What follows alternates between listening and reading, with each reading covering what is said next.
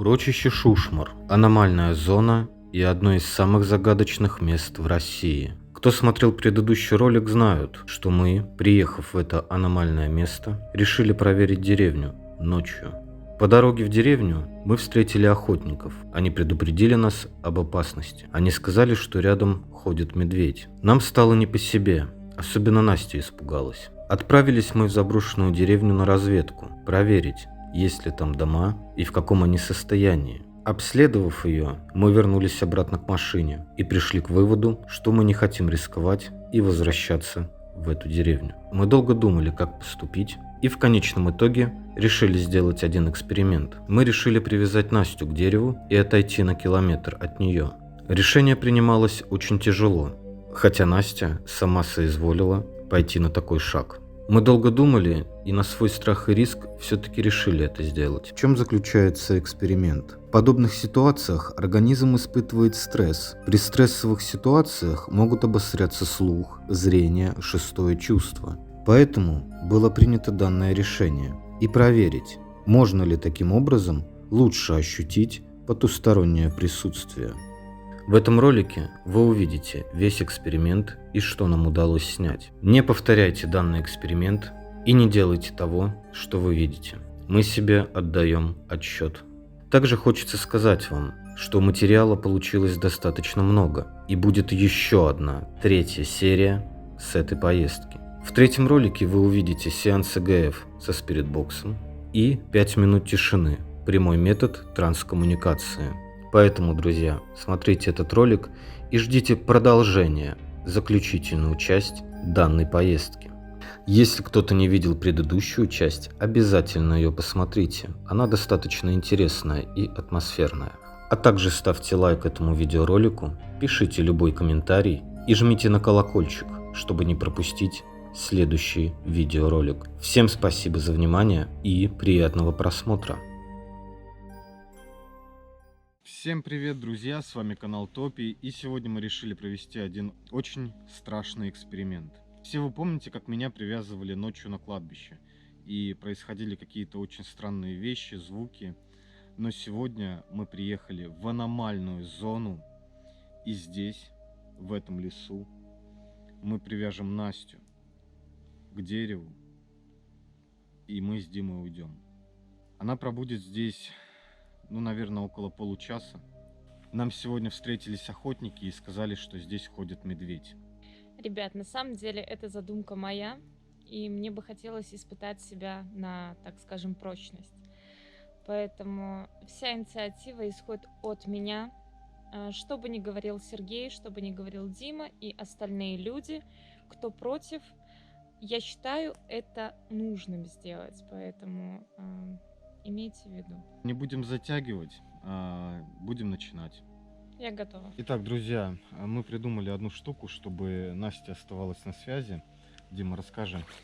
Рация, которая будет у Насти, она начнет передавать сигнал. Для этого достаточно будет только в нее дунуть или что-то сказать рядом. Связь пошла. То есть я не нажимаю на кнопку, но связь идет. У нас будет рация, которая, чтобы что-то передать, надо будет нажать. Ну, соответственно, мы уйдем. Настя будет на связи. Если что, она нам сможет передать сигнал.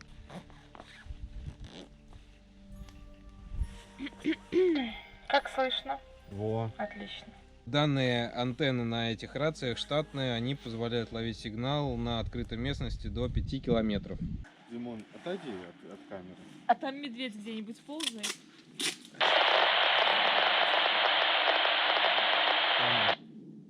Итак, что это было?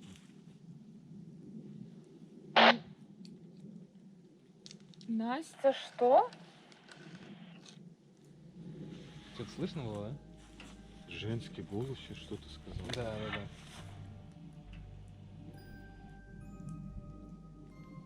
Это на камеру было уже сейчас, да? Она снимает. На связи есть кто-нибудь на канале? Проверка частоты, раз-два.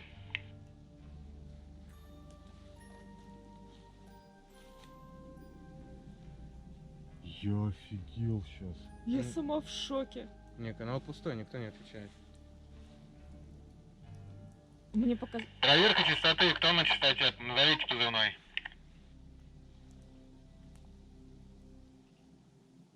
Мне послышалась Настя. Там женский голос, что-то Да, говорил. женский голос был, да. Ребят, без брехни. Мы сейчас поставили рацию, и в нее вот это Настя молчала. Из второй рации был сигнал, там женский голос что-то говорил. Ну, не из второй, с обеих раций был сигнал. С обеих, да? Да, Я с просто обеих. не понял. Это нифига. был с внешнего источника, то есть там женский голос был, и, ну, кто-то, видимо, просто проскользнул, видимо. Предупреждение, типа, или На что? расстоянии, сколько отсюда до вот этого ближайшей деревни населенной, нормальной, не вот этой, которая, 6 километров. 6 километров думаешь, до там у ближайшей кого-то деревни, рация? Здесь рядом кладбище. где станция электрички, да, 6 километров. И в радиусе 6 километрах никого нету. И то здесь как бы лес. Вряд ли кто-то может проскочить здесь. Потому что в радиусе 5 километров никого здесь нету. Сейчас время 23 часа 17 минут. Отсюда даже охотники уехали, о чем можно Да, говорить? никто по рации сейчас говорить не будет. Ладно, друзья, мы посмотрим, что там было. Все, заматываем Настю. Давай руки.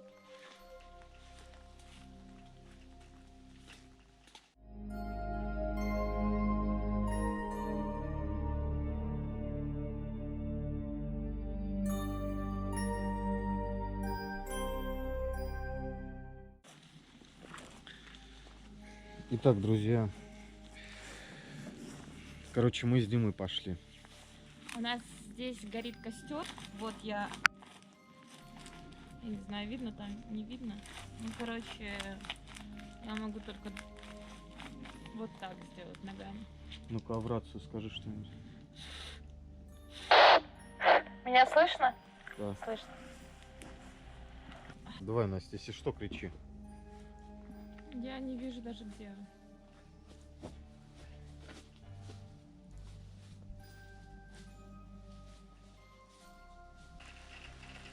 Проверка связи. Удаление 250 метров. Как слышно?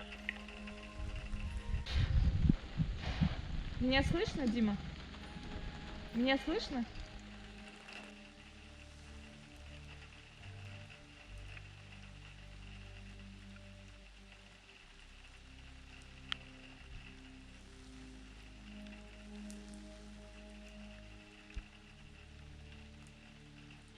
Расстояние 500 метров. Как слышно?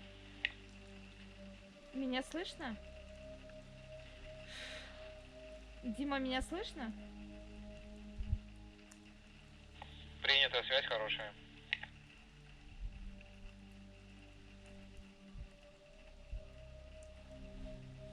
Блин, мне чешется лицо. Дима, ты меня слышишь? Ты меня слышишь? Дима, ты меня слышишь?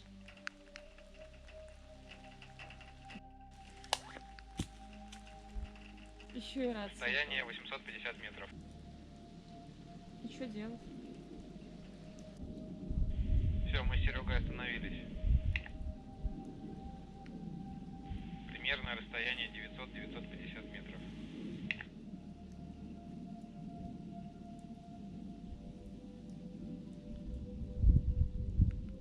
Настя, не слышу тебя, скажи что-нибудь.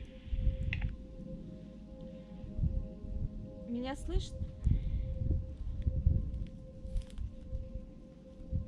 Настя, на связь, скажи что-нибудь, я тебя не слышу. Класс. Что я могу сказать?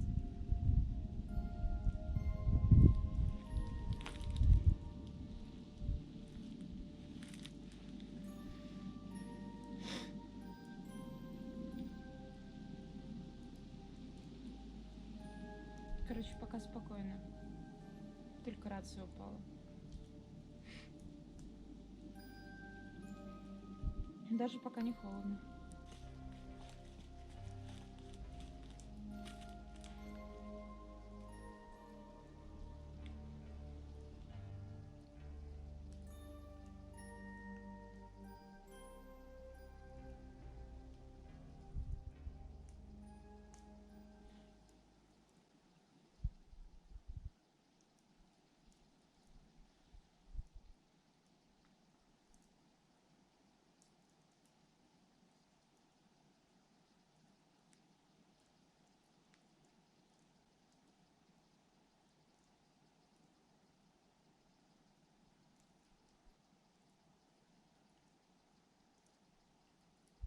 здесь просто гробовая тишина. От этого еще страшнее.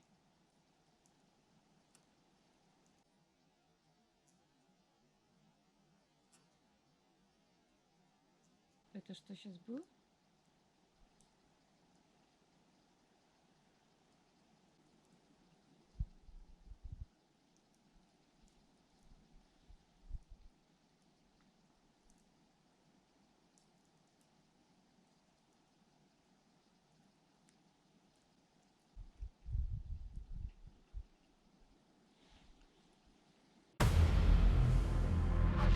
Пипец.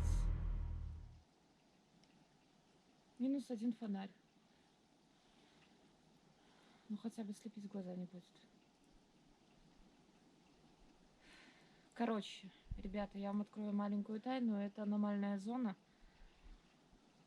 Я не знаю, может быть там просто аккумулятор сел в фонарике. Но мы вроде заряжали как бы все. Ветер поднимается. Короче, немножко обстановочка, конечно, такая себе. Я пытаюсь себя успокаивать как могу, но что-то немножко не получается. Здесь кто-нибудь есть?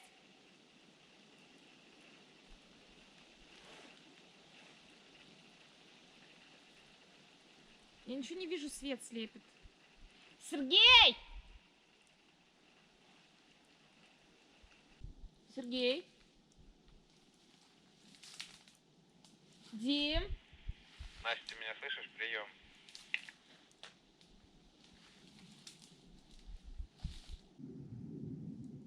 Все в моей голове, мне всё 200 метров, скоро будем. Как ты там?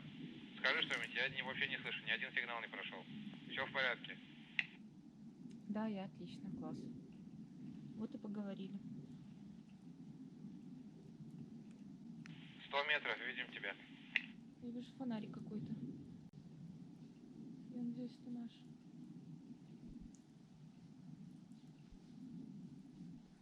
Сергей? Настя, жива? Да.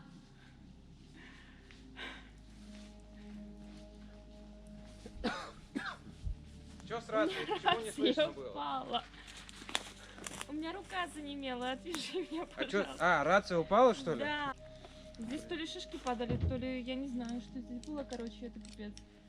Но моя это, короче... Мы испугались, что ты вообще ничего не Да потому что я не могу, потому что рация упала, все, я не могу, я ничего. Я ногой пыталась, короче, за это... Хоть что-нибудь там как-нибудь сделать, ничего не получается. Рука... Да, рация работала, все нормально, она просто упала. С той стороны то ли падали шишки, то ли что-то было, я не знаю. Но я не... если бы там какое-то дикое животное, возможно бы, хотя я кричала, возможно, это испугало. И здесь не затушенный костер догорает уже. Может, он хрустит. Может быть, это звуки дает какие-то, я не знаю. Так, друзья, мы не стали рисковать, и мы вернулись минут буквально через 15, то есть очень быстро. Но я могу сказать, что я не очень сильно испугалась. Мне понравились даже эти впечатления. Я бы еще простояла бы дольше, мне кажется. Просто у меня упала рация, и я не могла ребятам отвечать, на что они среагировали, естественно, моментально и сразу же вернулись. Потому что реакции с моей стороны не было.